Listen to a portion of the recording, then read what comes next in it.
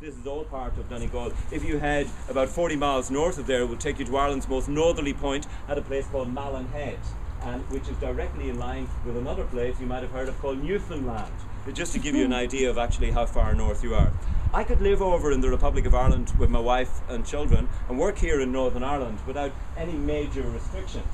But I don't know whether you also know, but that 9 out of 10 of our gas stations, petrol stations, have closed down in this city, because if we take our cars across the border, because of exchange rates and taxes, it is 20% cheaper. I'm only telling you this because there's no loyalty to Northern Ireland when it comes to filling your cars up with fuel. Protestants, and I'm ashamed to say Buddhists, have all succumbed to the cheaper prices across in Donegal. I truly believe that the peace brings about economic dividends, and it is the economic factor, you know, that will really, more than anything else, cement the peace process here.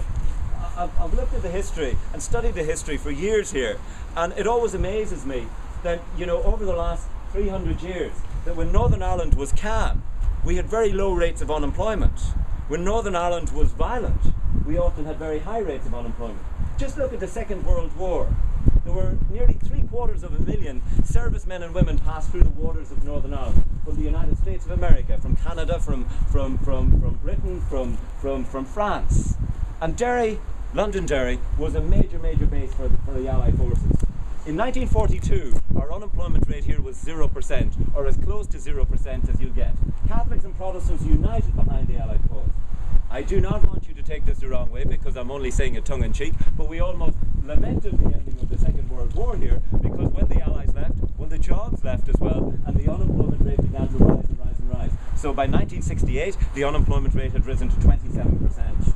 It's been very difficult for us to bring that back, as you can imagine. Not only did we experience emotional pain, but we experienced economic pain as well. It's been very difficult for us to attract any sort of investment to Northern Ireland.